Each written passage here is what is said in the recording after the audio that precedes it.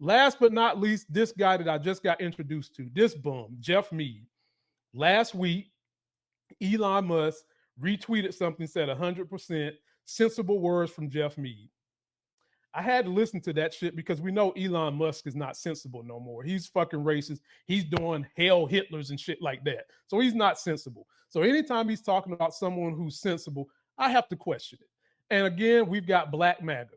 And it's already one thing to be Black MAGA. It's another thing to just legitimately be Black MAGA in this era and admit that you're health safe. You are self-hating. And that's what this guy does. Jeff Meade is an ex-football player from Oklahoma. And dare I say, what a lot of Black failed people do, whether they fail in acting, whether they fail at football, whether they fail in their relationships, they decide that how they can make money is to get online and be a Black Republican. Because you become a unicorn for white people that legitimately hate you anyway, but they all need a representative to speak on behalf of them so that they can say that they're not white, they're not racist, and make them feel good about themselves. So listen to what Jeff Meade had to say, and then I got the big homie from Instagram who's going to rebuttal that, and then I'll finish it up. I'm always got to be the person to say it, and I don't want to be the person to say it. But Donald Trump has been president for 9 months. 9 months! And I'm seeing videos from Chicago, D.C., where people are like, yo, I feel safe. My kids feel safe. This is the best thing he ever did for us. So what was happening all these years that this shit, like literally I've known D.C.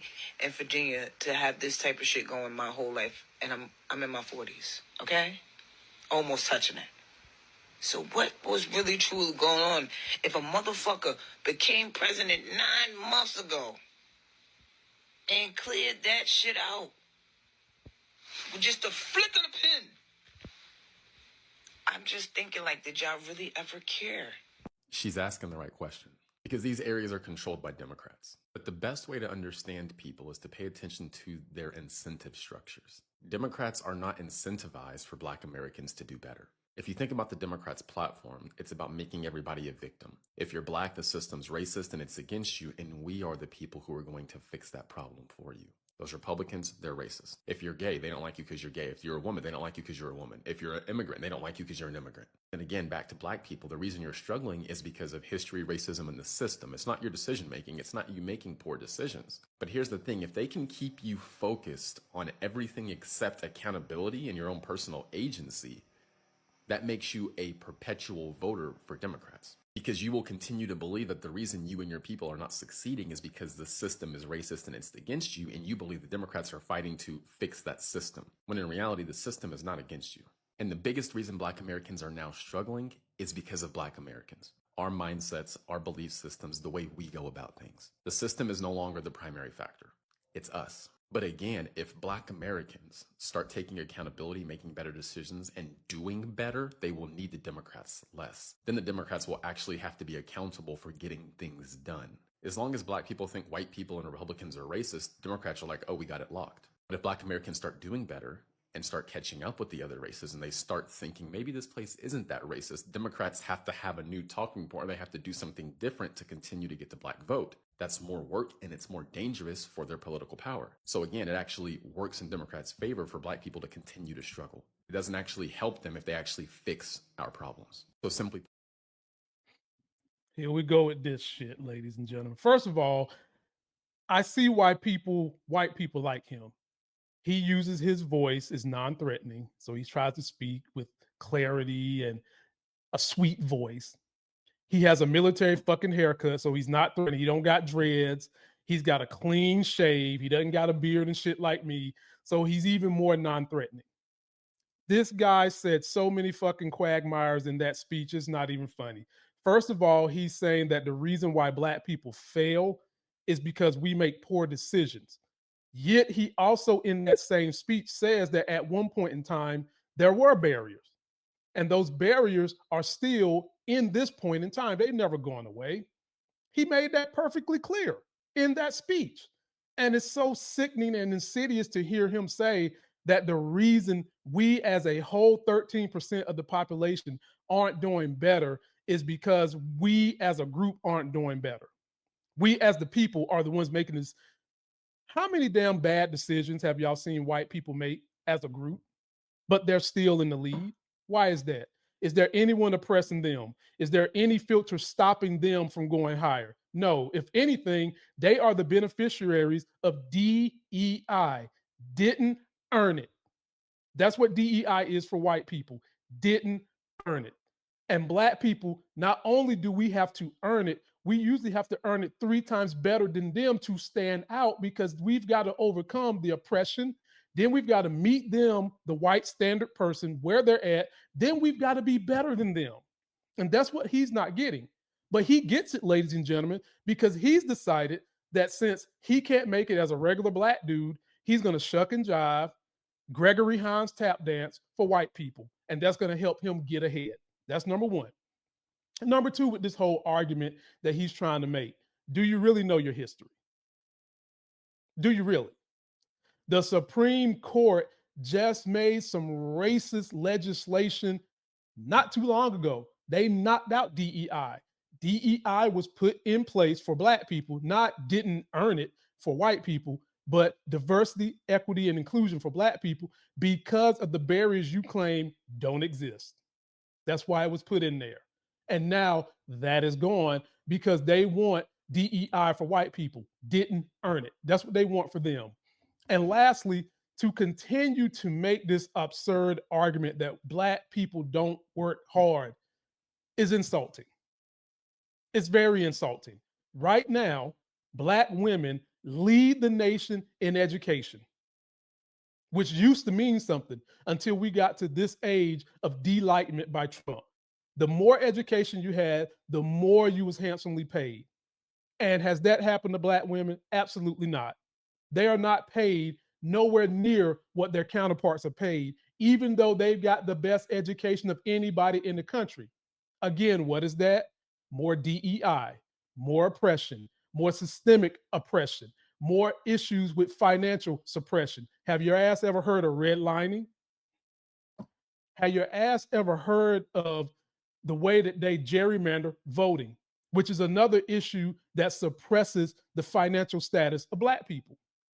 Okay, well, now that I've got my rant out about this dude, let me give you the rant of my big homie from Instagram. You guys can go follow him too, who follows up with something else this guy, Jeffrey Meade, had to say that was very nutty.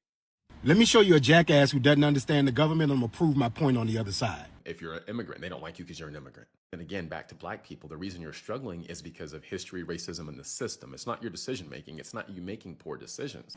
One story in Baton Rouge, Louisiana from 2016. One fucking sentence. According to the comprehensive $850 million Greenlight Plan, which includes 36 road improvement projects across the parish, about 6 are in North Baton Rouge, amounting to about $42 million or 5% of the total funding in named projects. East Baton Rouge Parish is a parish that's about 45%, almost 50% black. The city of Baton Rouge is over 50% black. The council in Baton Rouge is majority white and Republican. The majority of black people live where I'm from in North Baton Rouge, which is north of Florida Boulevard. Now, this jackass who clearly either doesn't understand government or is a dumb motherfucker who believes that people should take your money and never put anything back into it has no comprehension to understand. If we make a 50% of the population in a community and we get 5% of the tax plan out of $850 million, we get $42 million. Somebody's fucking over the black people. Somebody's taking our money and giving it to other communities to benefit them at the expense of us. And if you do that in one city on one tax plan for $800 million, what happens if you add up all the cities, all the tax plans, and all the black people who continue to get taxation without representation? You dumb fuck. You don't understand government, and you don't know when somebody's fucking you, clearly. Just say you don't understand what's going on.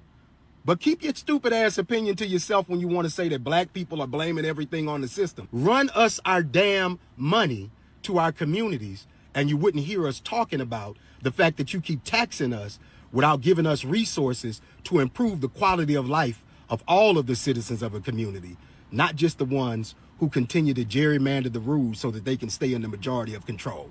Jackass.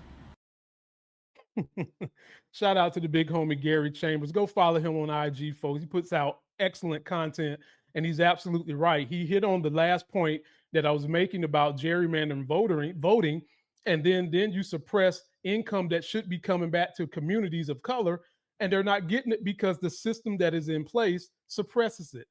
I mean, hell, it just completely obfuscates it, is what it's doing. And this guy, Jeffrey Meade, wants to make it seem like it's all about personal choice. Folks, it's never been about personal choice, not even for white people. Every time Republicans used to get out here and tell you, work your finger to the bone, pull your bootstraps up, they were never telling you what secret steroid they was using to get ahead. And folks, make no mistake about it. People use secret steroids to get ahead, even when they tell you they're pulling themselves up by the bootstrap. And having said that, even if you are working your finger to the bone, you're working as hard as you can. That does not reduce or exclude the barriers Black people have to go through that white people don't have to go through. And sometimes we're not able to overcome those barriers because of the laws and things that are in place. This man just did a great video on how the voting does it. I myself went through it. And if I wouldn't have had the intestinal fortitude to follow up, figure out where the barrier was in the person trying to prevent me from going to college, I would have never got a degree in respiratory care. Even though I'm not using it now, it was how I got started. So, folks, leave your comments on this Jeffrey Meade dude. It's my first time really understanding this guy, and he's no different from the normal Black MAGA. They're tap dancing for the white masses to get an audience, to make their money. Maybe they believe what they're saying, or maybe they hate themselves and Black people so much they're willing to bleach their skin like fucking Michael Jackson.